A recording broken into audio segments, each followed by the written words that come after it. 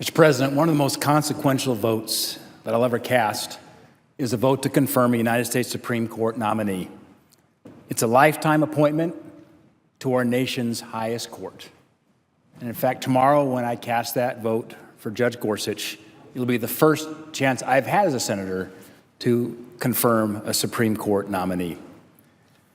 As it stands today, the United States Senate is on the precipice of confirming Neil Gorsuch to be our next United States Supreme Court Associate Justice. Just a few short hours ago, my colleagues on the other side caved to the pressures of the far left and unleashed an unprecedented partisan filibuster. First time in 238 years of this institution. I was honored to be at the White House, East Wing, on January 31st with President Trump when he made the announcement that Judge Neil Gorsuch would be the nominee to replace Antonin Scalia. Judge Gorsuch's academic accomplishments are nothing short of being absolutely stellar. His decision to serve as a justice in the highest court of the land is a true testament to his character, his intelligence, his understanding of the law, and his commitment to the Constitution. Judge Gorsuch was appointed by President George W. Bush to the 10th Circuit in 2006. He was unanimously confirmed by the United States Senate. In fact, some of those Democrats who did not oppose Judge Gorsuch then included his Harvard Law classmate, Barack Obama, Vice President Joe Biden, and Minority Leader Chuck Schumer. Of utmost importance in a justice is the desire and the ability to apply the law as it was intended, not to legislate from the bench. So I can tell you, I was very thrilled to hear Judge Gorsuch say this. He said, "A judge who likes every outcome he reaches is very likely a bad judge, stretching for results he prefers rather than those the law demands." On February 9th, I met Judge Gorsuch in my office. Let me tell you, he's impressive. We discussed the Constitution. We discussed the Second Amendment.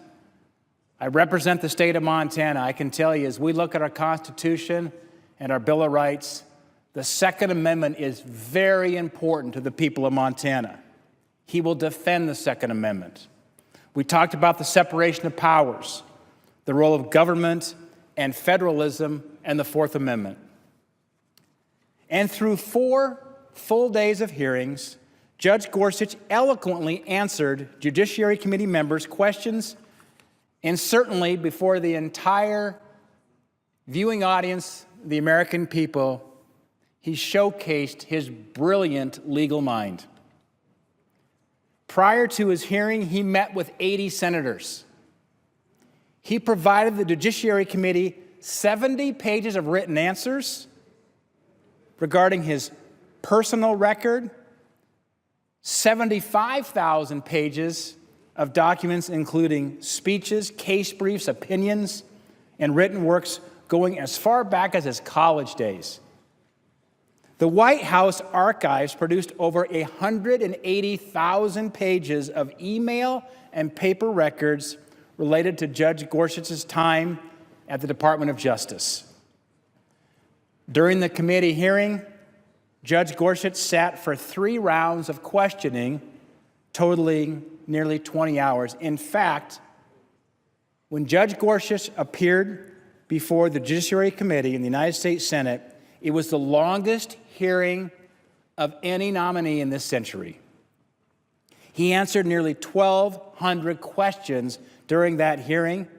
By the way, that's nearly twice as many questions as Justices Sotomayor, Kagan, or Ginsburg received.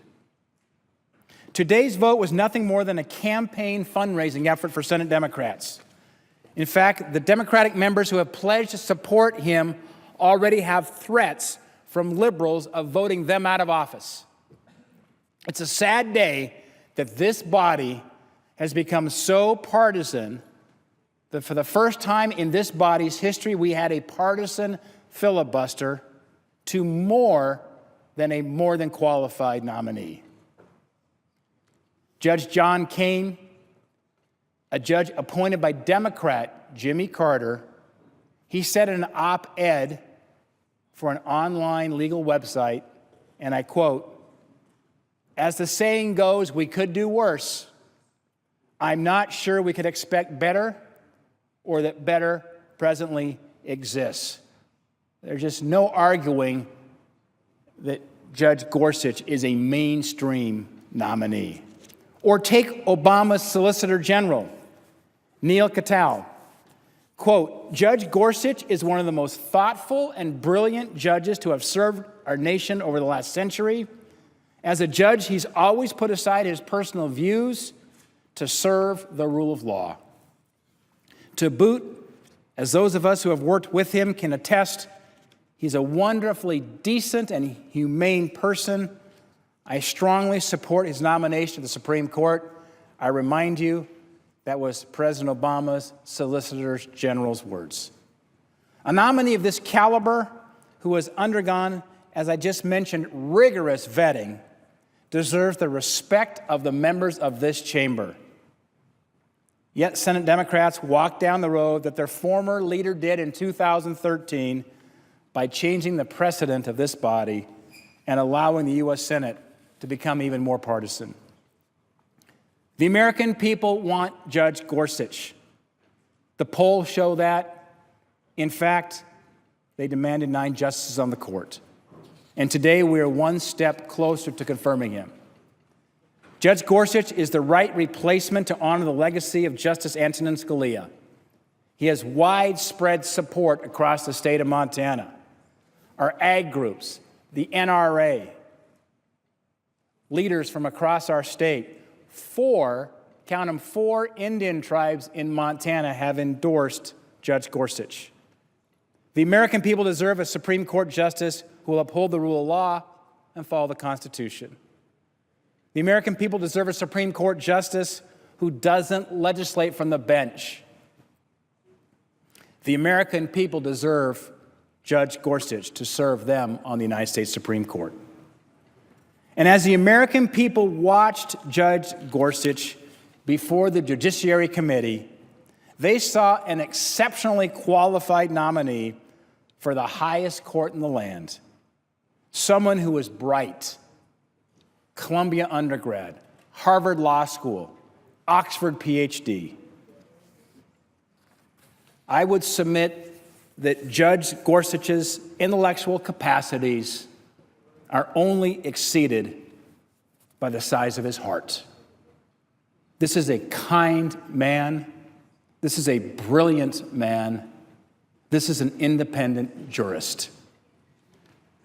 And I very much look forward to casting my vote tomorrow to confirm Judge Gorsuch.